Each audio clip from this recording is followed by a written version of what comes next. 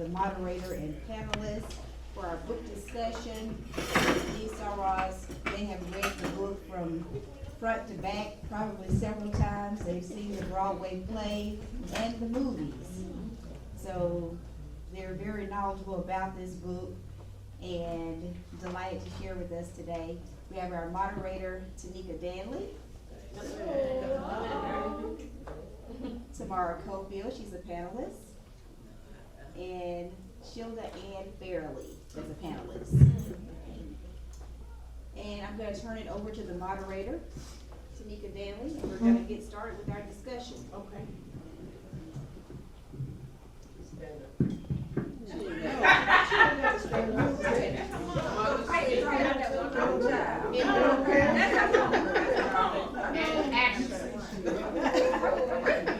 In my defense, I broke my toe, so I'm in a boot.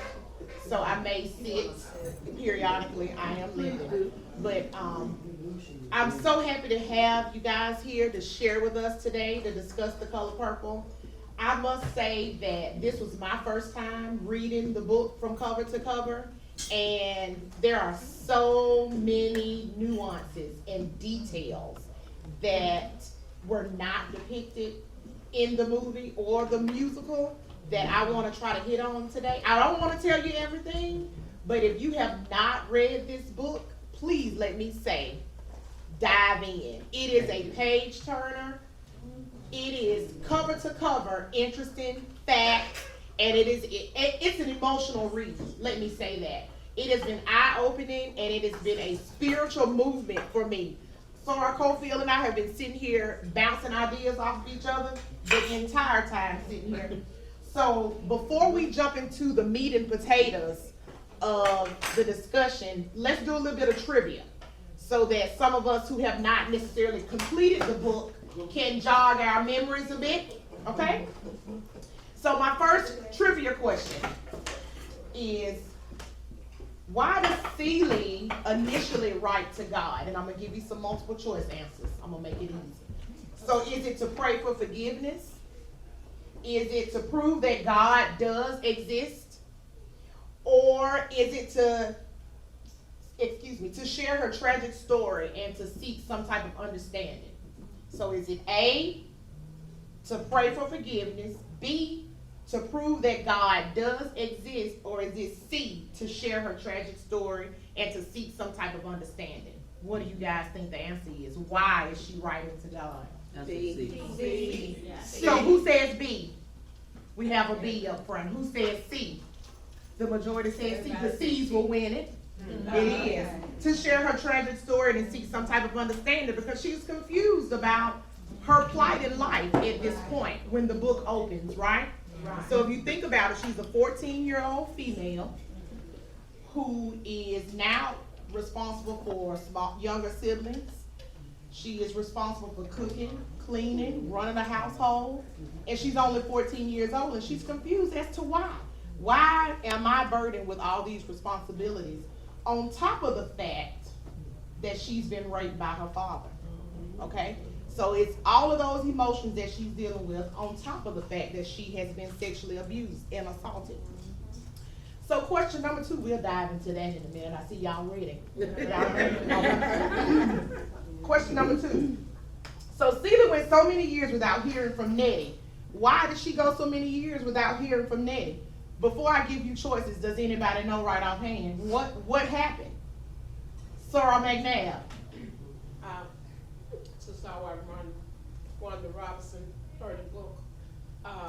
Mr. was hiding the letters. That is correct. He was hiding her letters, all the communication. I knew that. That was correct. You were right. He was hiding her letters, okay? Okay, so number 3. Celie made Suge a pair of pants. Now, how many of you know why she made those pants? Soror McNabb, are you going to answer all the questions? Come on. I'm up to page 200. Wanda. And the pants was made because her dress was dragging while she was in the field. she was in the field, Yeah. in a dress, In a dress. right? Can you imagine how hard it is? I got my I didn't like to go to the fields in work boots in the pants that my granddad had for us. Imagine in a dress, a long, full dress, right? I complained in pants. Okay, number 3, we're gonna do a couple more of these and then we'll shift gears. Okay, so when we talk about Nettie, Celia's sister, we're gonna shift gears to Nettie. When she was in Africa with the Olinka tribe, why was she looked down upon? Why was she not respected as a person? We have to shift it. Me? Yes. Because basically she was single and That's over there exactly right. with a married couple with kids. Mm-hmm.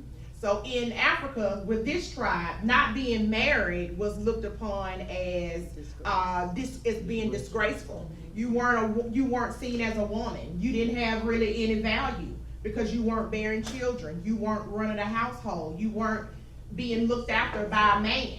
You know, no one saw any value in you. So she was looked upon as really nobody. Okay, let's do a couple of more. Sophia. Let's talk about Sophia. So she leaves prison, so she got arrested, and once she is released from prison, why does she still feel like she's still in prison, even though she's no longer behind bars? Why is that feeling? Yes, Soror. Okay. First of all, she said that she would never work for anyone. Mm-hmm. And in order to be released, she had to end up working, doing what she said she wasn't going to do. She had to work for Right, for the very person. For the very person who she refused to work for and got her in prison, right? Right. So that was a double fold, right? So you already didn't want to be a maid, and now you are a maid working for the very person who you refused to work for initially. So that in itself is emotional. That whole scene was it was jaw-dropping initially. It didn't read as powerful for me in the book though, as it did in the movie.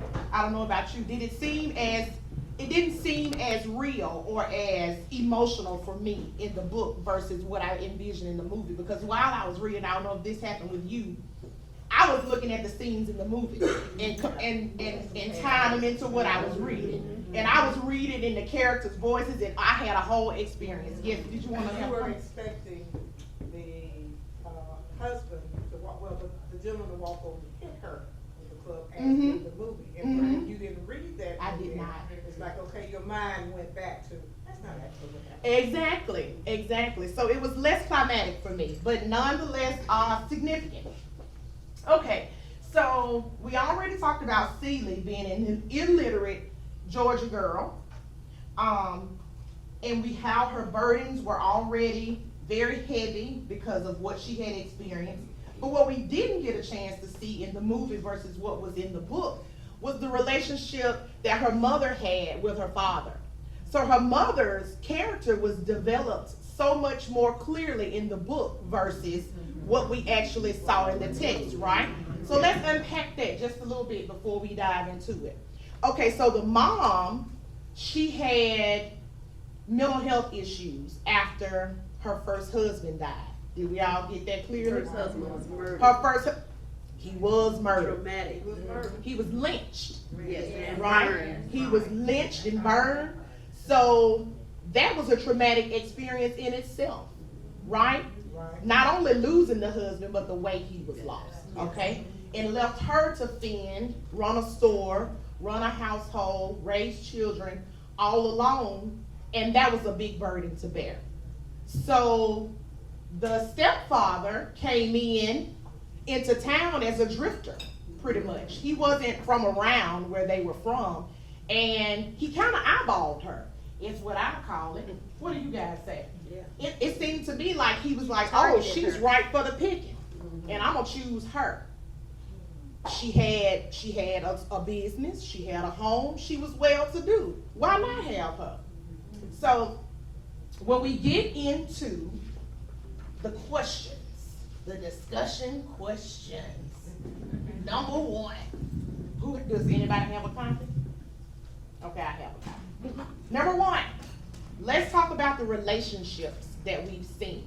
Some of the relationships that have been developed when we talk about the movie, in the book. Celie and Mr., let's start with them. Okay, so Celie refers to her husband as Mr.,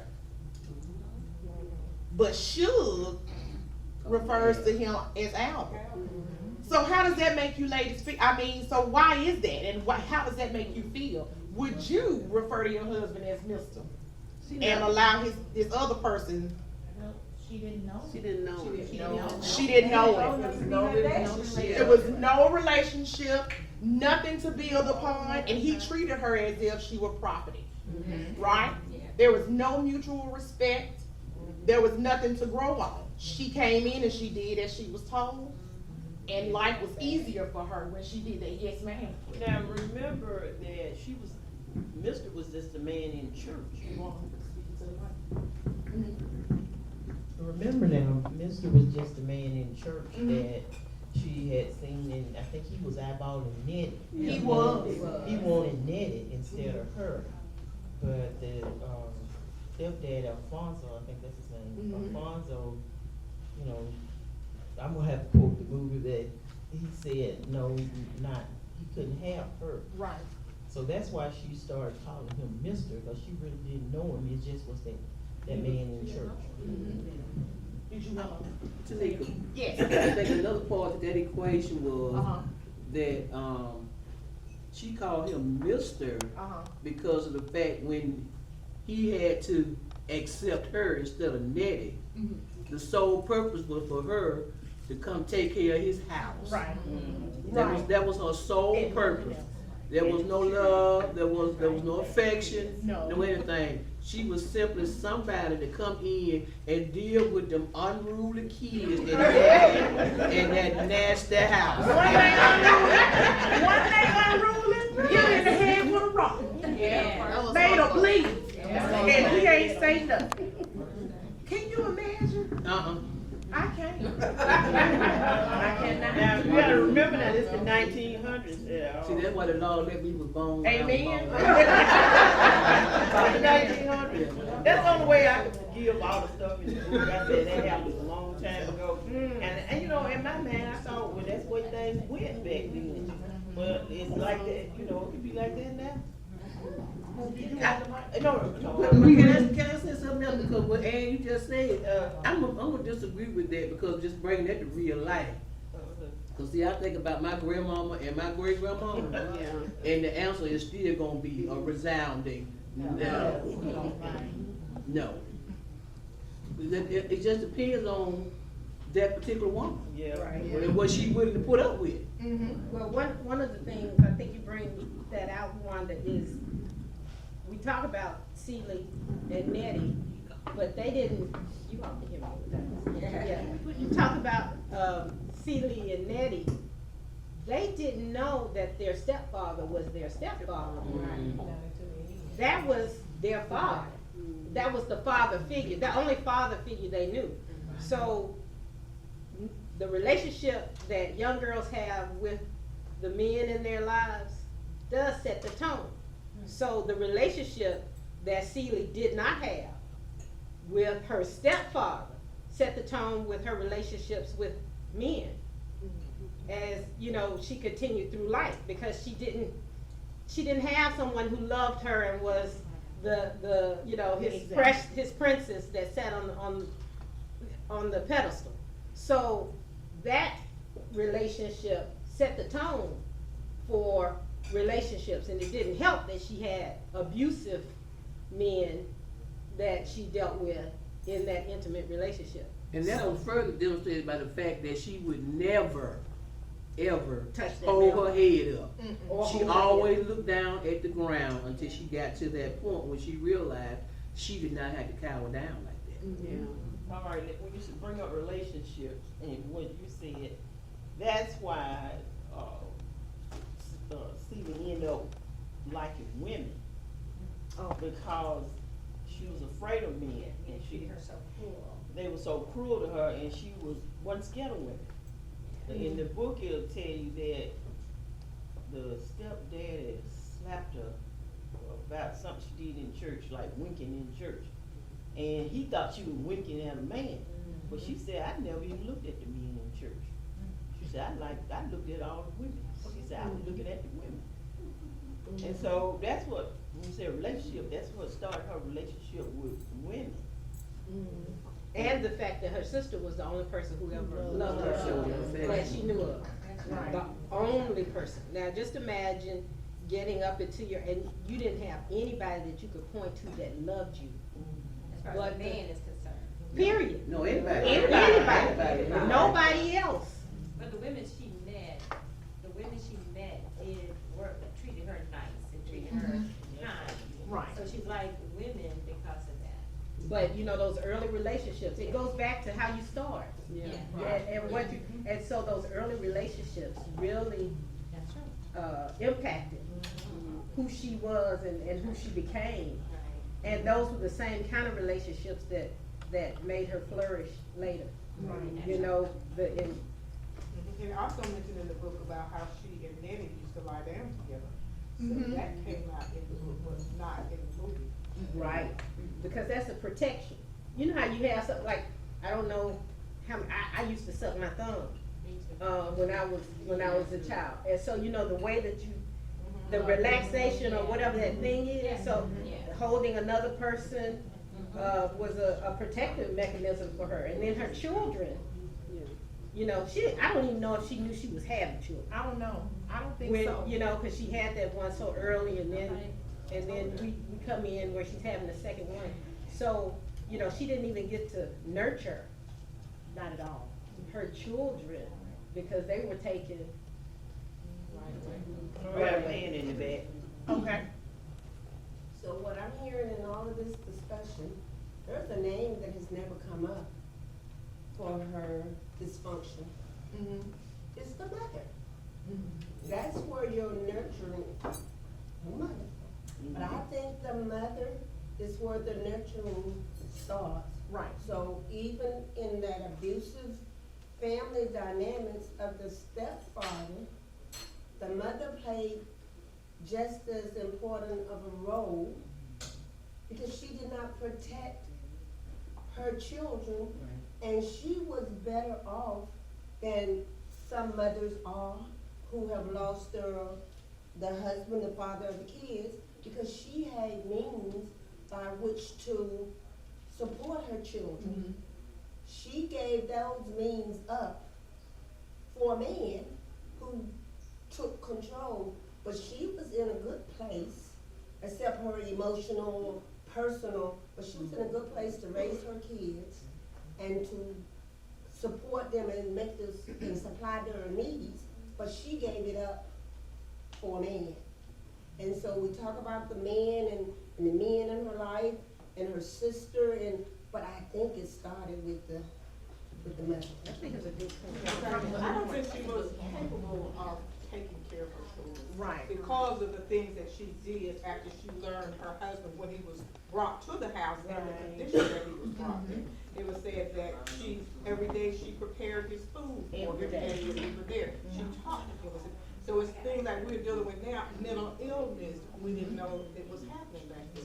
So she wasn't capable of taking care of her children. She didn't know how to do that. Absolutely, which is why she was such a target for her stepfather to come in and take advantage of, because she was emotionally ill-equipped, mentally ill-equipped to handle it. Sorry, man. So she was also identified as the one to cut hair. And it was so a point in a place in their environment where you only cut hair in this particular area. And he was tempting in, the stepfather was tempting into that area where he shouldn't have been. But the mother kind of like looked away. And I think that's some of Celie's effect on her as well, because she didn't have that support from her mother to say, okay, you crossed the line, this is not where you come and get your hair cut. Right. You know, I think this started way back then too. So when we talk about Celie and Nettie's relationship, as well as Suge, when we talk about their relationship, in some fashion, Suge actually replaced Nettie in Celie's life when they met, right? Because she took on the role as sister, mother, nurturer. I'm going to speak life into you by telling her she was pretty and attractive, and she in a lot of ways built her self-esteem where no one else ever took the time to do that in her life. When we talk about the abuse, we're gonna go back just a little bit. The abuse from her stepfather. She went into town, into the store, and a lady had a baby in the store, right? Yeah. Right. And she looked at the baby and she said, I know that's her. I know that's her. Have you ever been there and you sitting somewhere and you're like, wow, I know that that's, you know, whatever it is you focusing on. She sold that baby name on the diapers. And she lifted the bottom up. You remember who she lifted the bottom up to see if Olivia was written on the bottom of the diapers. But what was it about that baby that cued her in to say that I know? Because she knew it was the baby as soon as she saw it, before she ever inspected her butt and looked at her. What was it about that baby that drew her in to say, I know that's my baby? Isn't that their maternal instinct? Their maternal instinct. Because you can be in a space and there are 10 babies and they crying. And you gonna And you know the voice of your baby. Absolutely. Right? A mother, you may respond, right? You know, personal thing. I breastfed, right? So your body responds to things, right? But I always knew when it was my child, you cry versus anybody. And I think that's what connected her to it, is that spiritual, whatever you want to call it, that's connected to you. Absolutely, I agree. So when we talk about, since we're on the very sensitive subject of this sexual abuse and the incest and the rape, those things have been manifested, and in a lot of ways we talk about them as generational curses. I know we've all heard that phrase, right, in that term, generational curses. How do those impact anyone, not just females, women and males too, as they develop and grow into the adult version of themselves? How do those experiences shape their mindset, their thought process, how they solve problems, how they move through life? How do those experiences help to direct or guide future experiences or encounters with abuse or with someone who may want to take advantage of a person? When you have such deep-rooted, I say evil, just for lack of a better word. Hurt people, that's something that we were talking about earlier. When you come into contact with people who want to force themselves or create an environment where they are in control, how do those situations help shape and direct what you're going to do in the future? Do those people respond and cower in because it's something that they've experienced before? Does it become routine? Is it habit? Do we do it because we're female? Do we say, yes, I'm gonna give in, I'm not gonna fight back because I'm a female, I'm not supposed to be aggressive, I'm not supposed to be loud, I'm not supposed to raise my hand, even if somebody is coming to attack or hurt you? I think Wanda mentioned about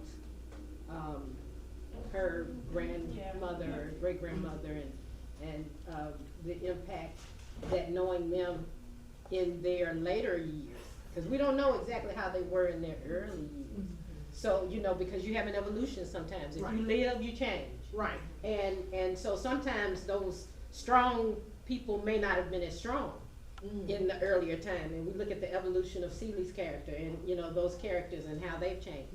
But I think it is fascinating to see the female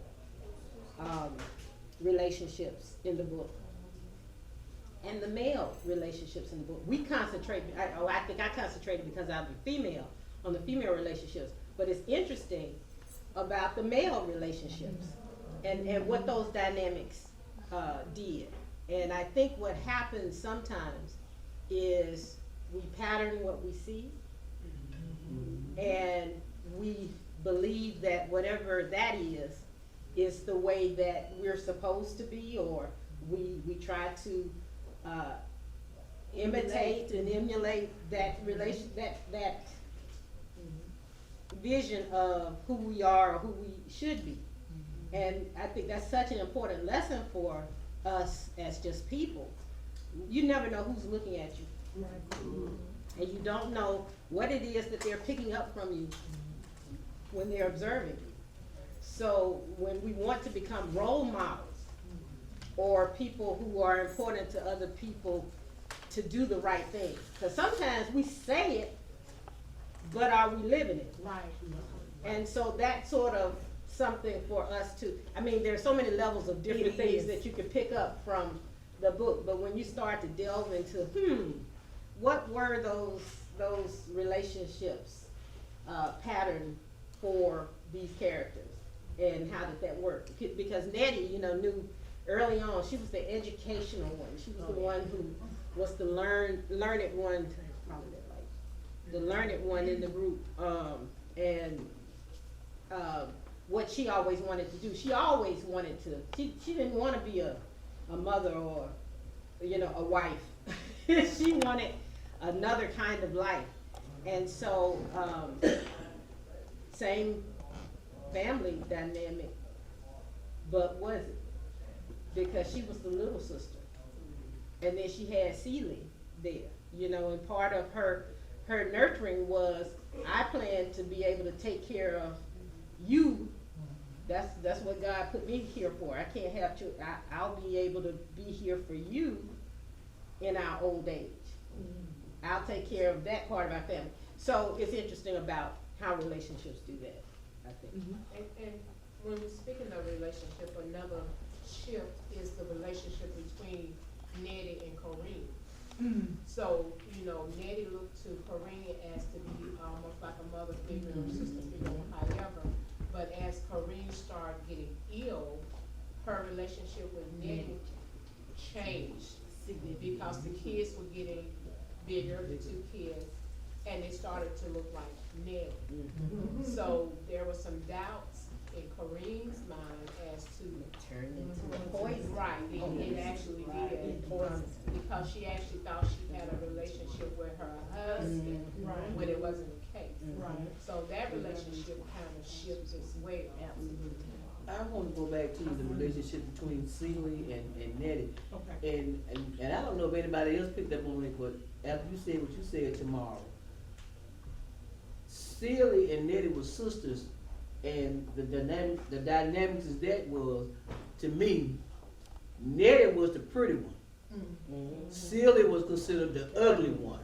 So therefore, things were done for Nettie that were not done for Celie. And I mean, you can bring it all the way up until today. Those same type of dynamics exist, you know, in families. People, you know, they're gonna cater to the, you know, the pretty one or the cute one or whatever. And the one that's homely looking or just downright ugly, you know, they, yeah. To the question that I heard that was on the tape was about if something has happened, how do you deal with it later? Right. And does that carry over into your other, your lifetime relationships, right? So my thought on that is, we are women of today, and we are women that were born, except for Miss Gourdine over there, in the 50s and after, right? And I think most of us are in that kind of age group, 67, I mean, the furthest you're going back, right? Not saying about you young folks, right? From the 60s and the 70s, we're talking about dynamic of women. We came up, we were raised during an era where we read, we have been taught about expressing your feelings, and it's okay, and not holding back when something happened. But women of that time no matter what happened, it was, what happens at home, stays at home. You don't tell nobody.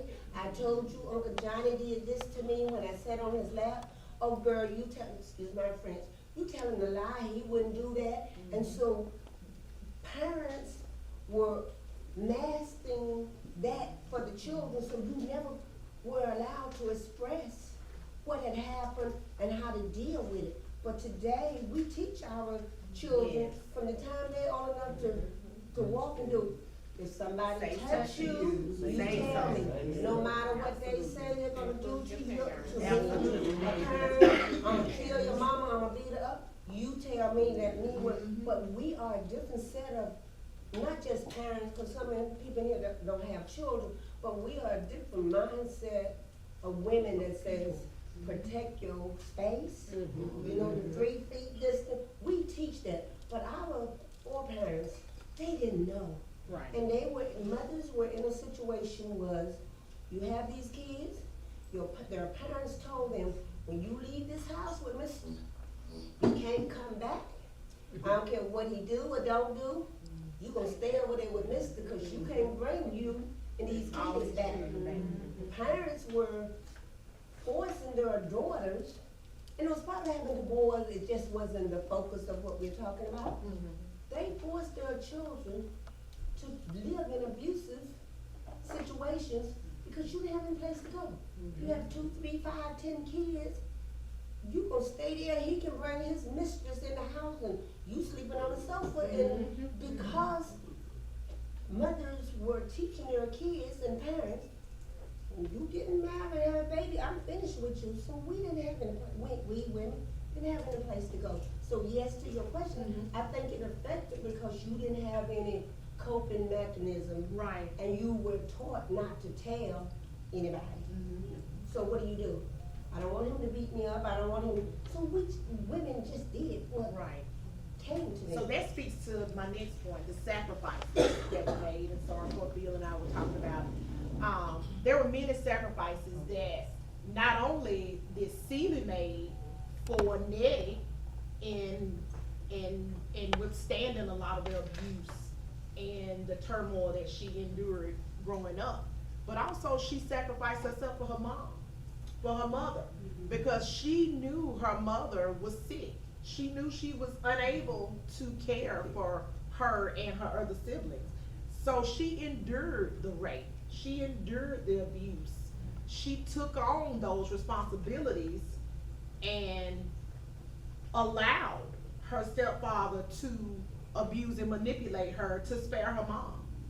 So when you think about that type of sacrifice, we can relate that so well to what we do for our families today, right?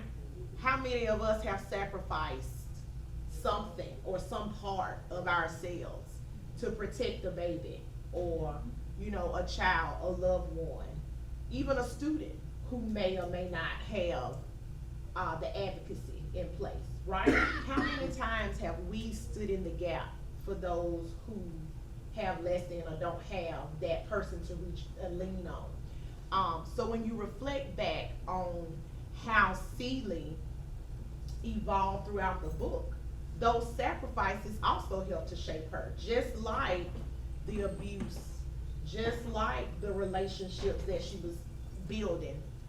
The sacrifices that she made spoke a lot to her character, which is probably why a lot of people kept going to her for advice throughout the book, right?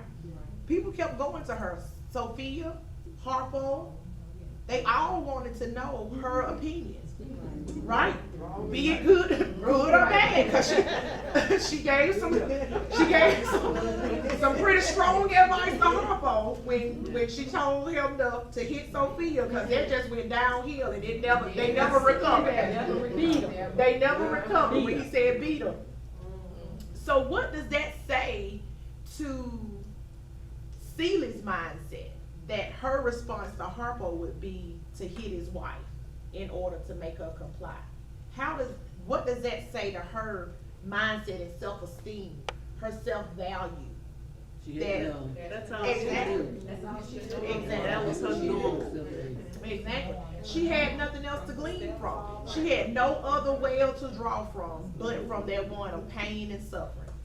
So if you want her to do what you say, Mr. He hit me, so I'm gonna tell you to hit her. That's how I comply. Because he hit her in the book. Mr. said he hit her because she was stubborn. You know, she had a stubborn streak, which many of us do. I know I do. I know I do. But I'm just.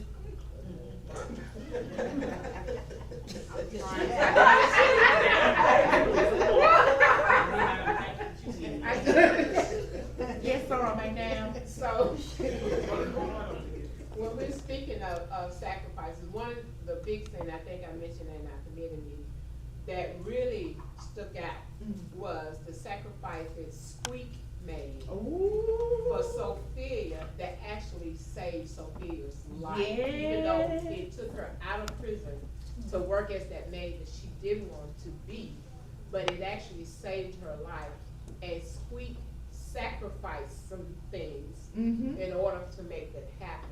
That was not in the movie that I saw. It was definitely not in the one that I saw. Can you share those things? Yeah, go ahead and share. No, because you can Since you read up to page 2.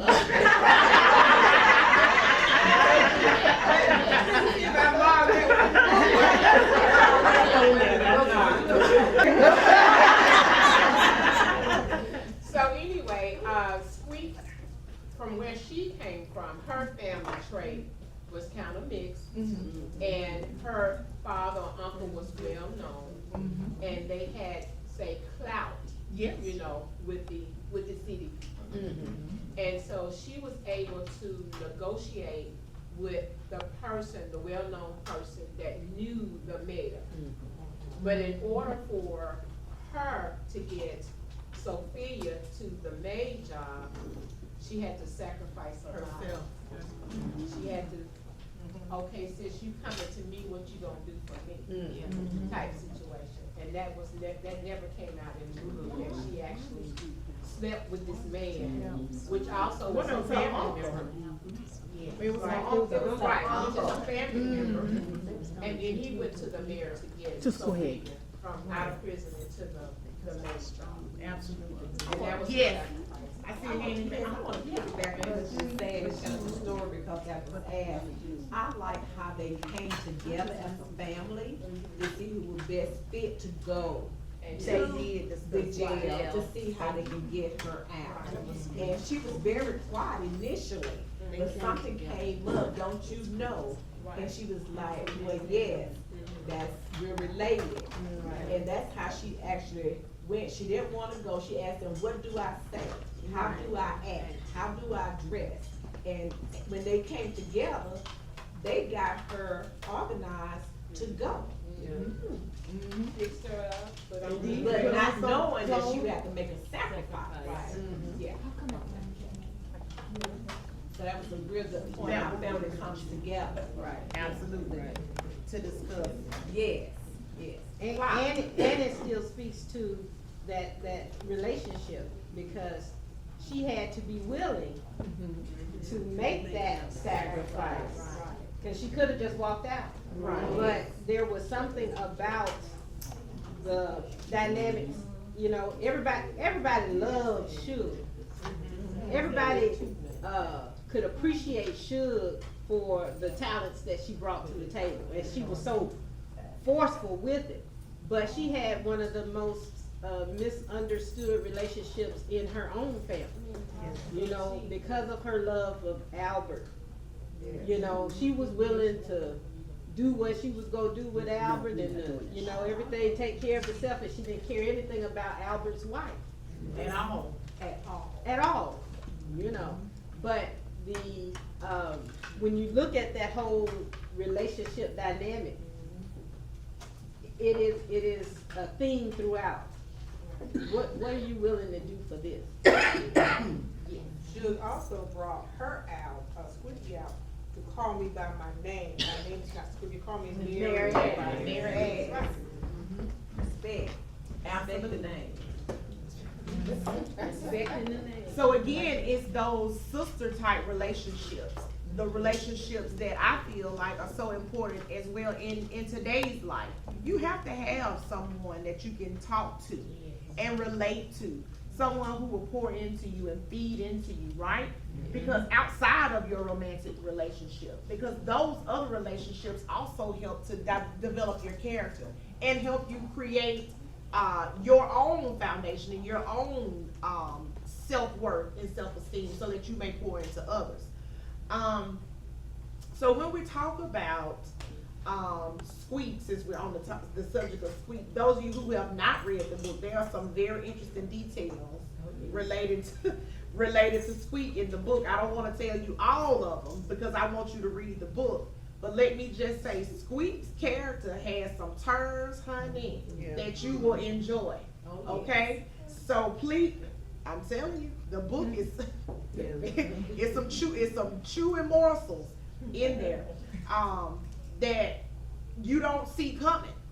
With her relationship with Grady, y'all know who Grady is, right? That was Suge's husband. Oh, Squeak, honey. Yes. Squeak. Suge got married. She got married. I's married now. I's married. She married him because he was looking at her, and she decided to get married because Albert was already married to Celia. So, but Suge was always in love with Albert. Always to the point of where, should I tell him? Well, she had 3 kids for him. She had, you said, Suge had 3 children for Albert. 3. And that's why she called him by his name. That's why she called him Albert. And Celia called him Mr. Yeah. She knew him. She knew Their it. relationship. They had 3 children. But they thought she wasn't good enough to Yeah. Right. And Albert, that speaks to Albert. That's their relationship. That speaks to Albert's relationship with his father. Yeah. Right. Because, you know, when you look at Albert or Mr. and his relationship with his father got him in a lot of trouble. In a line. You know, he wasn't allowed to marry the woman he loved, which caused him to marry another woman who left And cheated. and got shot. and was killed, And then Suge, of course, became the one-time woman because she was a PK, preacher's child, and had all them children. The preacher's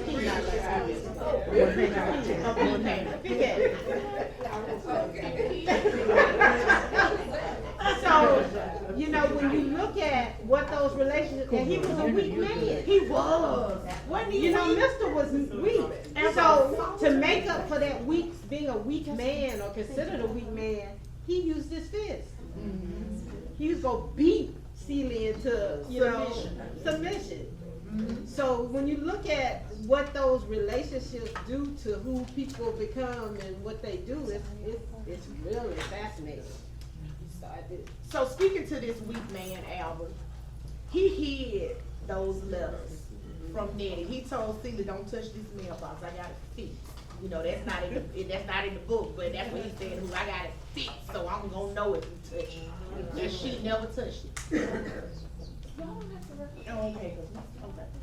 So, what does that say to his control issues? Because if he was to allow her to continue to contact her sister, would he have ever broken her stubborn streak? Would he have ever got her to comply the way that he wanted her to? Would he have ever run his house the way that he saw fit, right? Yes. But I think if everybody really thought about Mr. was doing the sealing what his father did to him. And so now Mr. is in what he think he's in control. And that's all that does. He think he's in control. He tell her what to do, when to do, how to do it. And that's what his father did to him in each one of the relationships that he was involved in with those women. Right. So when the dad comes to visit and he asks for a drink of water. She's spitting. She was listening through the window and she heard the conversation, the back and forth. And she took Mr. side. She defended her abuser. Classic Stockholm syndrome. Y'all heard of Stockholm? Yes. Classic Stockholm syndrome. You start to love and care for your abuser, right? So she spit in the water, and he guzzled it down like it was the best thing on the Sugar. And she said she was gonna put some sugar cane repeat Next next time. time. See how they like that. You know, she was very content with herself by spitting in that water. That really made her feel as if she had conquered something, right? And then he apologized to her when he left. But I don't think he meant it. Right. He did say something. I don't know many women allow their husband To bring her. Lay up in woman to lay up in their house. Really, I have a question. beginning of the book, from what I remember, it looked like, and I still have to continue reading to get a better understanding, but it looked like when even before Sugar Avery physically came into the home, when Celie had photos of Sugar Avery and was doting on her, like, well, that's the type of woman that I want to be like, and saw how beautiful she was and everything, and knew that Albert, or Mr., before she knew his name was Albert, was doting on Suge just in the physical sense. Suge already had, Celie already had in her mind that she was gonna, like, whenever Suge Avery came to the house, was gonna use her to come in and get Albert's attention and take the attention away from Celie, because she's already being daily abused and she's just trying to survive at this point. So she wants as much attention off of her being abused as possible. Mr's attention is focused on Suge Avery. Then she can at least try to find a way to at least hide, or at least try to find some way to even cope, or maybe find a letter. Like, that was my understanding from at least the beginning of the book. Yeah, and that's a really good point. I have a question. For those of you who haven't read the book, do you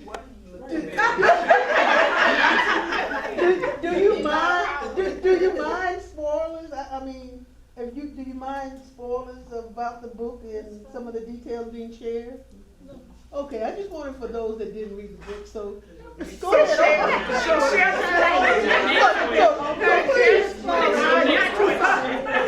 But I must say it's a must read even after today. I'm certain for those who haven't read the book, even if you hear some of these facts, I know that you're going to be encouraged to read it. Right. Absolutely. Okay. And that's a good point. And to that point, I think I want to jump a little bit ahead, because having had the incarnations of The Color Purple from reading it as a teenager and then seeing the movie just in college. I was in college when the movie finally came out. I was like, you know, where I never expected it to become a movie. Yeah, it was there. I know. I hadn't seen a movie like that, you know, before, you know, but having had that experience and then seeing that first Broadway incarnation, right, which brought it back to the book more than the movie for me.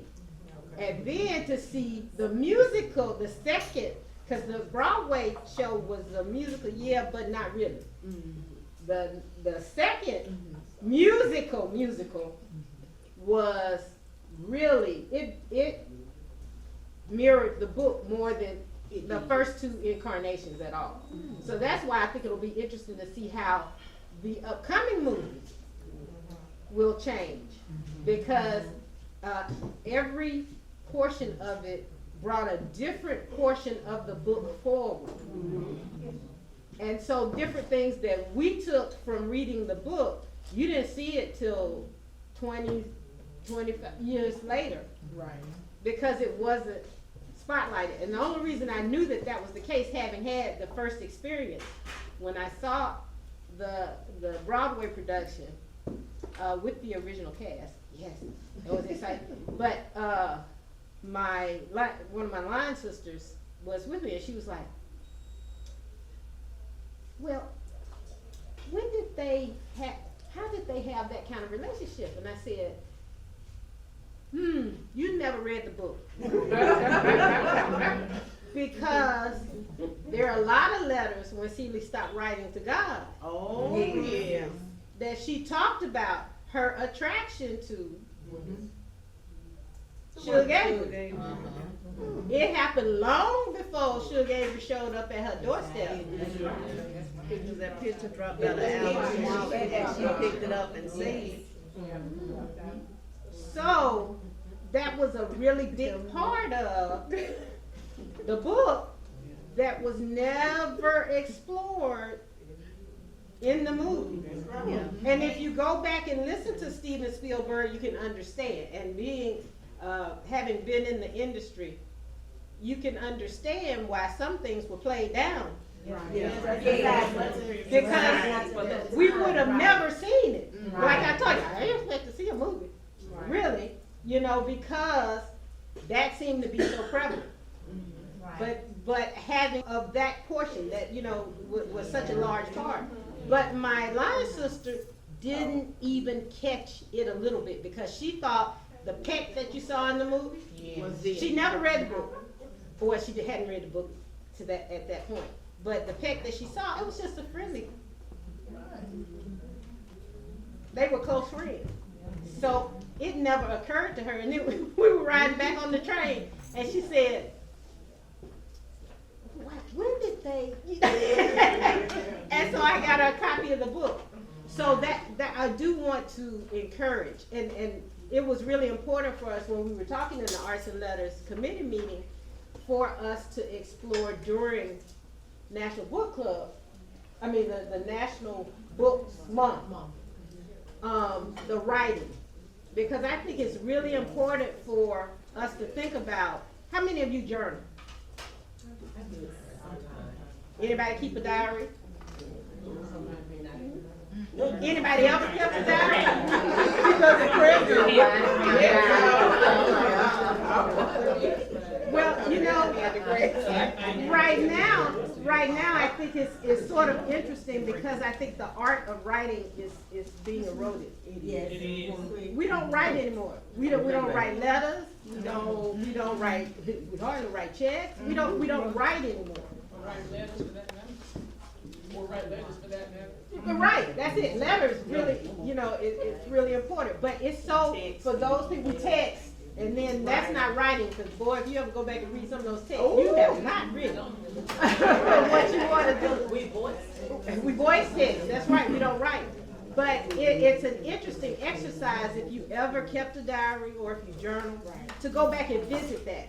Because Tanika and I were talking about how the evolution of people go about happening on a daily basis from 1 week or 10 years. If you go back and read something then and maybe it's your aspirations, I want to do this, this, and this, or I want to have this accomplished or do whatever, and you go back and visit and go, I can't even remember wanting to do that, or I never pursued this, or, oh, check, did that, or, whatever the case is.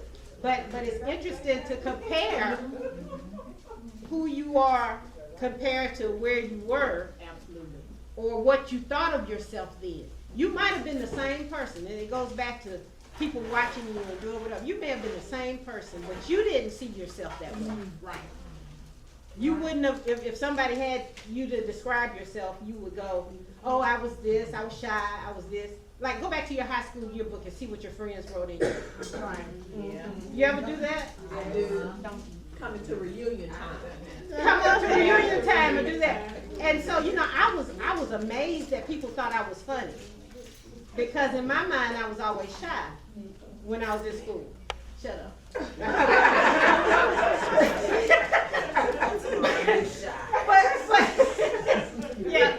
But really, when I tell people I'm a natural introvert, on all my briars, all my tests, I'm an introvert.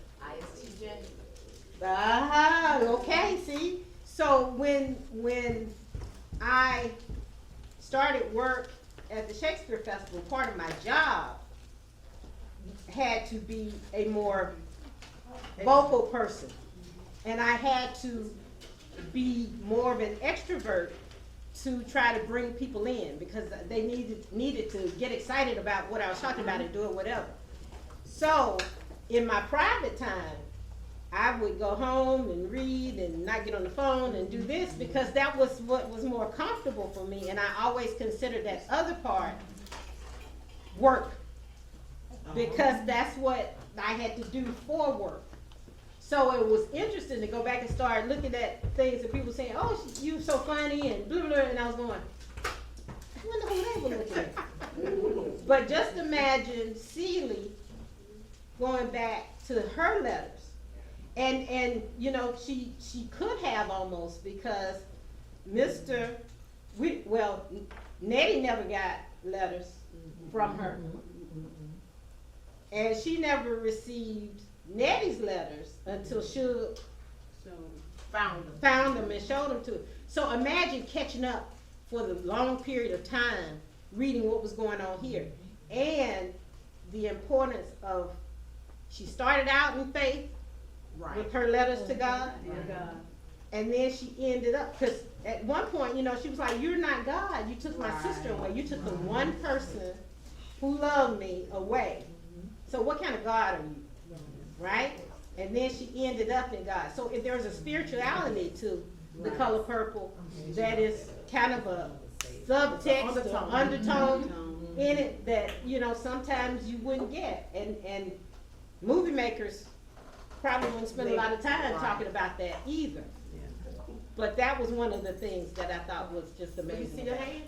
Okay. Yeah, so to go along with what, Mara said, is in a book, they have to make you see. Right. So you're gonna get more words, more detail. Right. And so the beauty of it is when you read it, then you go and you can kind of piece together the words, but you're never gonna get a 200 pages or 500-page book in a movie, right? Yeah. And so just the other day, I heard Oprah say that she made $35,000, I think it was, for that movie, when she did the first one. And she said that was the best money she made because it propelled it into other things and came about, because you would think that she made a lot of money, right? So when I saw the movie, 80 whatever it was, I was stationed in Europe. I was in Belgium, and we came home for a visit or whatever. And my niece in Washington, D.C. said, oh, we're going to take you to see this movie, Color Purple. I cried the whole movie. I was mad. I could not watch it today with Glover in it ever. It did so many emotions to me as a young woman, you know? And so I think the movie really have a lot of realistic things that are happening within. And I say all women, but we're among us.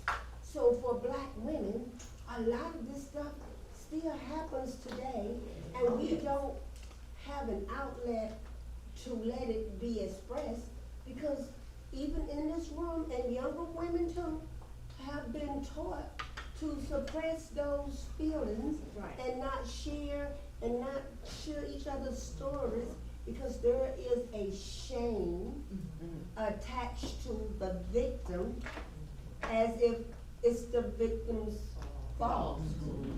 And it's not. When I look at the movie, read this book, it's about victimization of a woman. You know, and it all comes back to that. And even though some things happen with the male child too, which caused the male child to perpetuate whatever happened to them, so you keep the cycle going. The women are shamed, and the men are taught this is what you do. So when you look at it, it has a lot of sadness to it as a whole, and to know that it is still happening right this moment while we are sitting here expressing what we got out of each piece, but from a different, you know, at a different level. There's a lot of this still going on, and it's heartbreaking.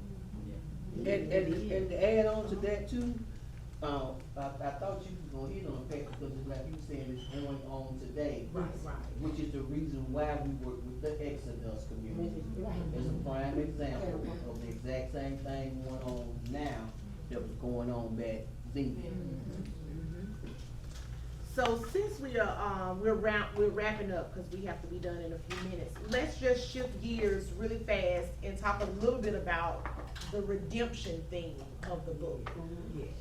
Because there are aspects in the book that touch on, we've talked about Celie's character being developed, Nettie's character, Mr. and Shug. And Soror Cofield and I were discussing how later on in the book, Mr. and Celie actually become companions. They actually become friends. They actually sew together and they share life events and they receive what each other is giving. You know, which is a completely different shift in a polar opposite of the way the relationship began, right? So just to see that happen was a huge surprise to me because again, this was my first time reading the book, so I was definitely into it. But that shift, once we realized that we can learn even from those who have wronged us, even from those who have mistreated us, that there's still a lesson, there is still some value in those experiences that we can take and move forward. I think that was the greater theme of the book in itself, is the theme of redemption. What did you want? I know you had some views that you wanted to speak on redemption, but does anybody have anything in particular from the book that they wanted to point out? I did, and I'm glad we're coming towards the end because it was so much joy. It was. And throughout the book, even from the beginning, when she said, "Dear God," and to the end, she kept her faith. Even though a couple of times, you know, she was like, no, but she kept her faith. But at the end, the beauty that she even recognized from the trees, the flowers, the love that she received. She didn't know, even from her mother, that her mother had, until the end of the book, that she was blessed with a home she had visited and said it was for the whites and not the blacks. It became her own home. And also with Nellie return, it was the everything. Right. It was the 4th of July celebration of the coming home. But it was everybody. Shug came, this one came, that one came, and they were all together. Right. Even though it was hardships, it was misunderstandings, it was abuse, it was neglect, it was all of these things, but at the end it was joy. And some of them same people who had abused each other had come together to show love. Right. Because at that point they had gathered understanding of each other and how to live. But my main point, did you all realize Mr. asked Celie to marry him. He affection. When before, you know, he knew it wasn't there. She definitely knew it was not there. But at the end, he said it would be different. Right. And she said, and I loved it. No. No, thank you. No, She didn't want to marry me. Right. Because he was very impressed by her leader. She had turned her sewing into a business, a profitable business. And he said, wow, you made money. Like, he was impressed by all of the things that she was able to do in spite of the thing was. Right. The person that she became, right. This was all in your house. The whole time. And you over there acting crazy. See, you doing what you want to do, listening to your dad. He had to keep her down. He did to make himself you never nobody would ever want you ugly. And everything he did tried to steal her self-esteem. Right. And he did that. Absolutely. And should help her to develop her. Absolutely. Come out of there. Everybody remembers the curse. Until you do right by me. You got hold of it. Everybody knows the curse. But there were a few lessons that I sort of took and sort of playing what Audrey said. The first thing was the lowest points of life will make you stronger. Yes. And so it's just one of those things. Hold on. because what's going on right now that's holding you down, one more day.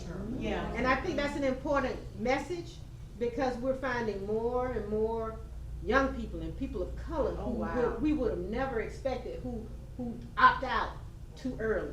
Way too early. They do self-harm because they think that this momentary thing is something that's gonna be permanent, and they make it permanent by doing it that way. So that was an important message. One of the points was love is hard. Yes, it is. Love is hard. And so I think everybody can take that, in just that simple thing. Love is hard. It is. There is a song from the musical, Hell No.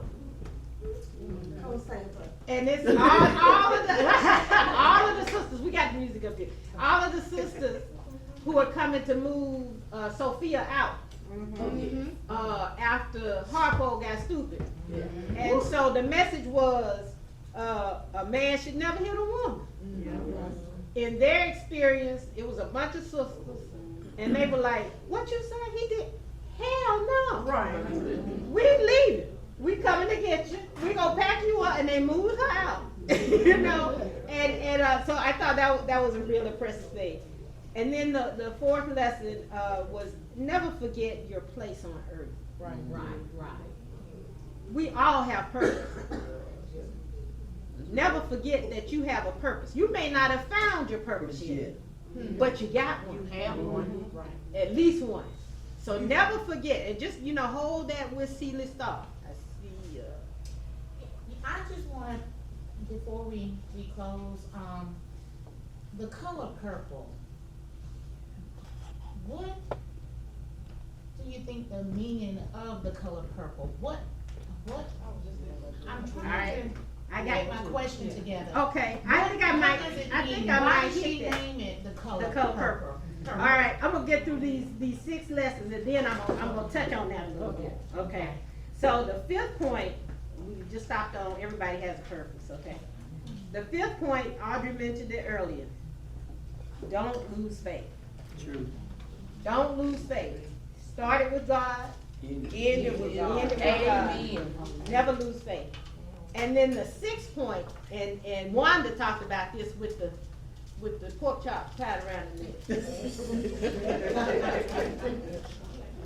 If you don't think so, nobody will. You are beautiful. Amen. You are beautiful. And there's a wonderful song that Celia does, I'm Here. We've all heard Fantasia do it, and the other, that's one of the signature songs of the musical. You are beautiful. And when you recognize it, I think other people start to recognize it. Right. But you have to recognize it first. Now, getting to the color purple, I thought about that a lot. Why the color purple? When we look at what the color purple stands for. Royalty. Wealth. Luxury. Yes. But here was a term I did not realize the color purple represents.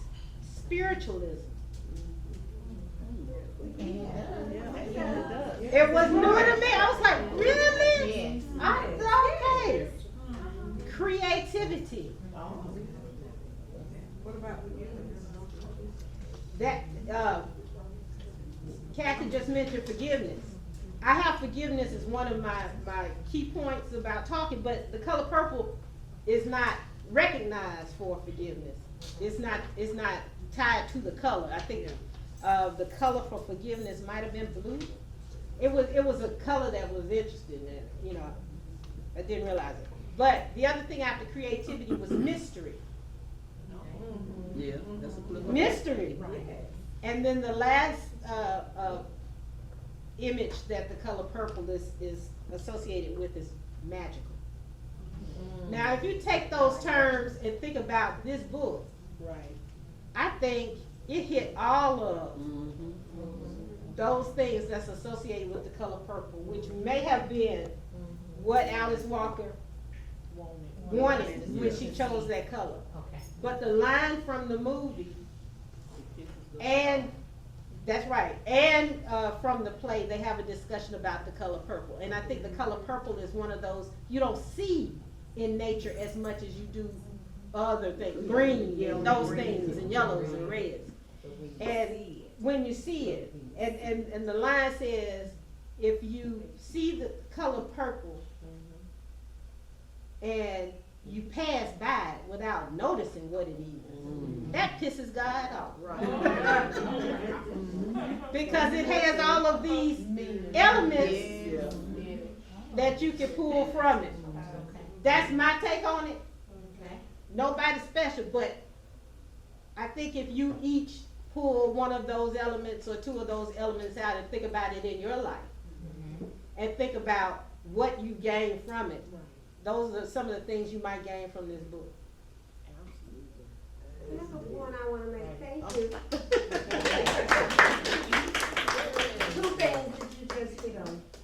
We'll talk about this color purple. It is interesting to me now that you gave these meanings, that this month we, and I say celebrate, but it's not celebration. We recognize domestic violence, and the color is purple. So it ties to this book, right, about the abuse, because it was really centered around abuse and other things came out of it. But also, what I see in this book is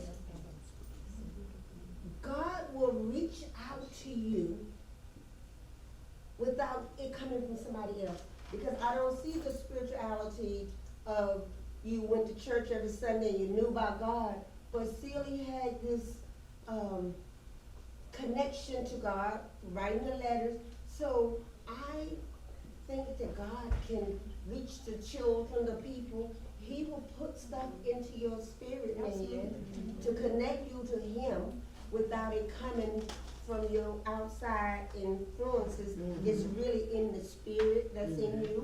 And so she had this relationship with Him, not because she was taught to have one with Him. And then when she, for whatever reason, you believe, right? And then it's not happening, so that's what we do, right? When we ask God for something, we really meant I wanted it yesterday before I asked you, right? And so He doesn't work like that. So I see in this whole thing, she was really connected to God from within side, without outside. Yeah, I think you really hit it there, because I think our relationship with God is innate. And it is, there's a song, okay, I'm gonna make y'all go get the music, that talks about that connection. Because, you know, we listen to God here and here. It's not coming from a person. It's coming from God to you. You know, if you want to know an answer, just sit still. You know, I used to hear my mom and dad, you know, say stuff like that. It's like, well, how long I gotta sit here before the answer comes? But sitting still, you can get quiet, and you can hear what it is you need to you know, glean from whatever's going on. So it is a really good question at point. Thank you. What is it? He's a long time God. Yes, he is. Ready. So if you have not picked up your copy of The Color Purple, I highly suggest that you do. We have some extra copies in the back of the different covers that have evolved through the years. We only have 3 copies, I think, but there's an original of Celia in the rocking chair on the cover of the very first copy of The Color Purple. And we have some of the other copies, the covers that have come through the years. So if you want to take a look, be my guest. Thank you guys so much for coming and participating. We have enjoyed you immensely. I have. And I look forward